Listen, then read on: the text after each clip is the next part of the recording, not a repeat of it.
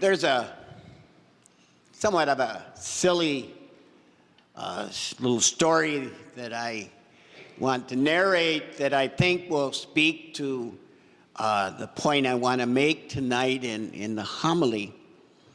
And there's this man driving down a country road, and he's driving pretty quick. In fact, he's probably around 70 miles per hour. And as he's driving, he looks in his mirror, in the side view mirror, and he looks, and there's a chicken chasing him. And the chicken's actually staying right with him. And so he kind of enjoys this, this is quite a chicken, and he drives on, and finally the chicken goes off, verges off, and so the guy is curious, he follows him. And he goes up to the house, and he says, "Sir," he says, "your chicken's fast. I mean, that chicken was running 70 miles an hour down the road. I can't believe it." And he says, "Yeah," he says, "we had a problem in our house," he said. "We lived 3 of us, and every time we had chicken, one of us didn't get a drumstick. And we used to get mad at each other and fight and argue, so we breeded 3-legged chickens.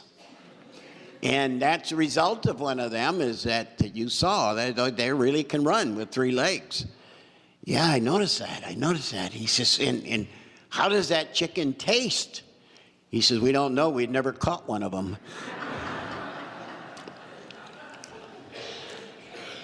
But I use that to illustrate a common myth in our modern society that sometimes says to us, more is better. This is very true in our American culture. As a nation, we have been tremendously blessed beyond measure. There's probably no nation in the world where more people enjoy a higher standard of living than we do in our country. We live longer because of discoveries and great medicine and medical advances, the easy access to a variety of foods and wonderful advances in technology and in science.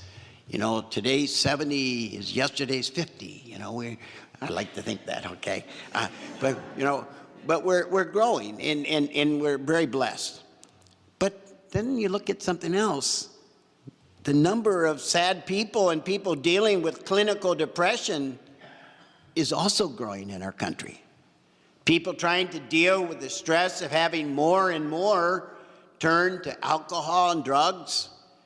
This brings on the issues of divorce, neglect of children, overspending, and deep unhappiness. For all the things we possess, there are still many in our midst that live with emptiness in themselves, a spiritual hollowness that robs them of joy. The thing that we cannot guarantee, the things that we have cannot guarantee happiness. Who we belong to can. If we can love ourselves and give and receive love from others, that is the secret to really true happiness. If we can live in those relationships, we can be happy despite what we have or do not have. That is why Jesus' words in the gospel today are so very important. And I almost don't have to say it, because if you ever went to watch a football game or a basketball game, a sporting game, you've seen it. John, see, I told you. John 3:16, with those words mean, "For God so loved the world that he gave his only Son, so that everyone who believes in him might not perish, but might have eternal life." And so we believe in a God who loves us and wants to give us life. If we can open ourselves to that love, we can, in the same action, open ourselves to the love of others. Such love and such relationship are the only way to really find true happiness. Material things just don't do it. We all have burdens to carry. Some of them are really difficult. We get stuck in things we can't change about ourselves, about our work, about our family and our relationship. It's when we must carry those burdens that we need to know above all that God is real and that there is someone we can turn to in those moments. It's when these difficulties of life press in upon us that we really need to have faith. John 3:16 tells us where faith really begins. It begins in the love of God. If we are to have faith, we need to believe in that love that God has individually for each one of us. We need to believe that we are in a relationship with a God who cares for us, not a God who's waiting for us to mess up, not a God that's keeping a scorebook, not a God that is just waiting to give us a life sentence in an ugly place. We are in a relationship with a God who cares for us, a God who will be with us in our time of need. Faith has to be personal, believing in a God who cares for us and will act in our behalf. Faith is just so much more than knowing the 10 Commandments or coming to the Mass on the weekend. Faith is about believing in God's love for us, really believing that. A love that is deep enough and real enough to manifest itself in our lives. Faith is not just a matter of the mind. It's not an intellectual process. Faith is really entering a relationship that has the power to change us.